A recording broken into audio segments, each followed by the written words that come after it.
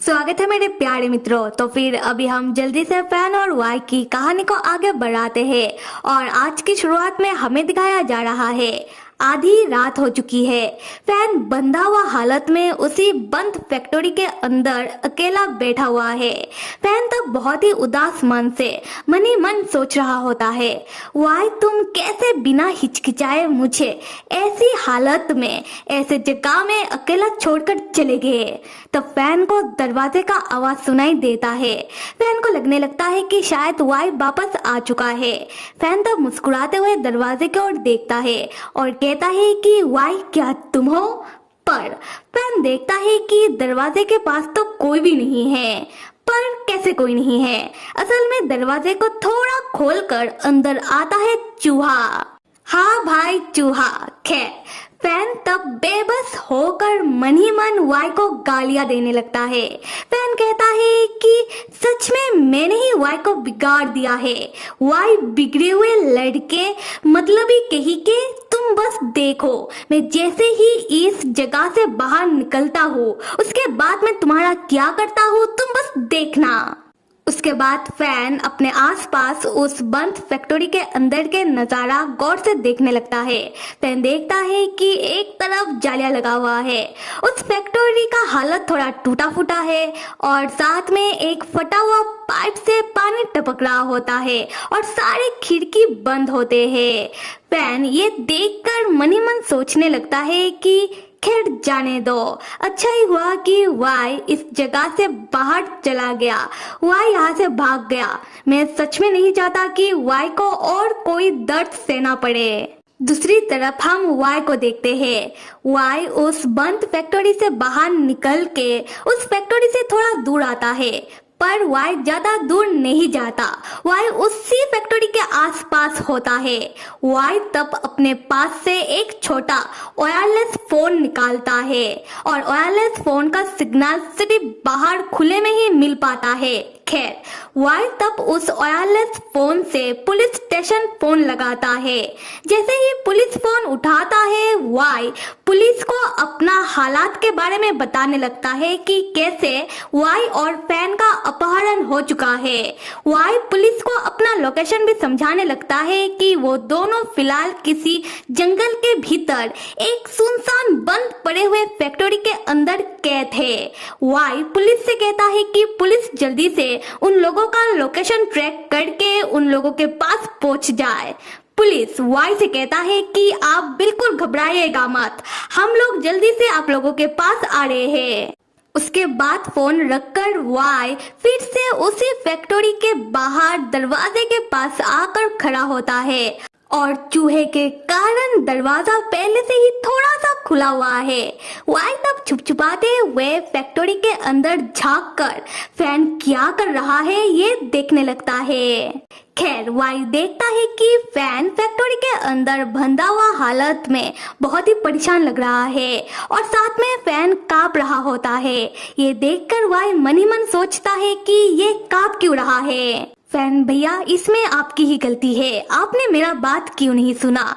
मैंने आपसे कहा था ना कि मेरे साथ आकर रहने के लिए, पर आपने तो मेरे मुंह पर ही मना कर दिया।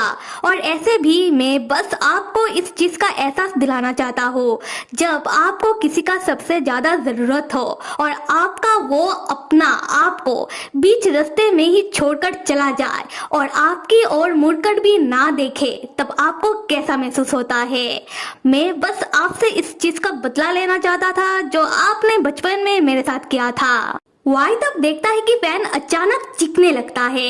ये देखकर वाई सोचने लगता है कि अब ये चीख क्यों रहा है और वाई को लगने लगता है कि फैन के पास शायद कोई बदमाश गुंडा भाई साहब आ गया है। वाई तब फैन को बचाने के लिए दरवाजा खोलकर फैन के पास वापस उस फैक्ट्री के अंदर चला आता है। खैर वाई जैसे ही अंदर आता है वाई देखता है कि फैन के पास कोई बदमाश गुंडा भाई साहब नहीं आया है, बल्कि फैन के पास वही चूहा चलता हुआ आ रहा था और फैन उसी चूहे से डरकर चीख रहा था।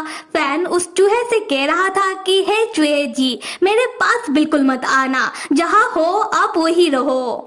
तब फैन देखता है कि वाई फैन के पास वापस आ गया है।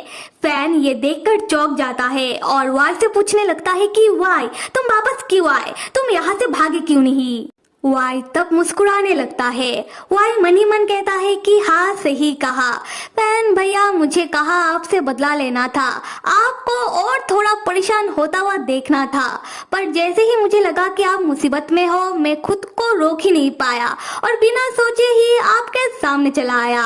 उसके बाद वाई चलता हुआ फैन के पास आकर बैठता है और फैन के हाथों की रस्सियां खोलते हुए कहता है कि मिस्टर फैन ये मेरा आपके ऊपर उधारी रहा। फिर वाई फैन को हक करने लगता है और फैन से कहता है कि मैं आपके पास वापस चला आया तो आप ये उधारी मुझे वापस कैसे लौटाओगे। हाँ, फैन तब वाई को अपने पास से हटाता हुआ अपने हाथों की रस्सियां फेंकता हुआ वाई से कहता है वाई अभी मजाक का वक्त नहीं है, हमें यहाँ से जल्दी से भागना होगा, क्या पता वो गुंडा भाई साहब यहाँ दोबारा कब आ जाए।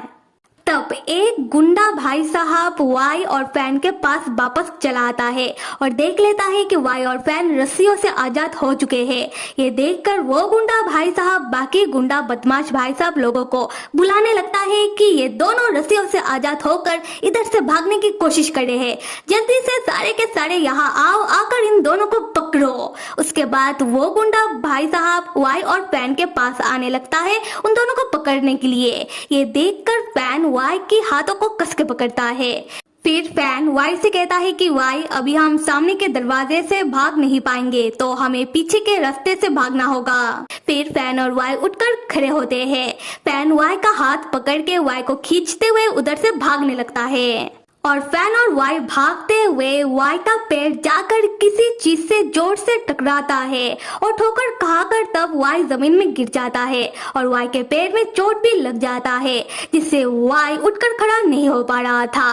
फैन तब वाई को उठाने की कोशिश करने लगता है और वो गुंडा भाई साहब भी उन दोनों के पीछे भागता हुआ आ रहा था।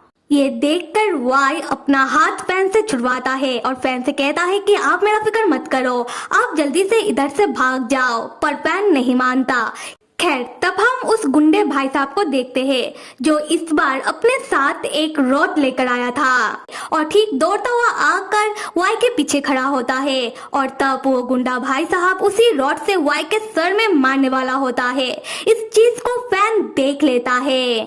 फैन जल्दी से वाई को खींचकर हटाता है जिससे फैन आ जाता है वाई के प्लेस में और उस रॉड का मार वाई के बदले जाकर जोर से लगता है फैन के सर के पीछे जिससे फैन का सर घायल हो जाता है।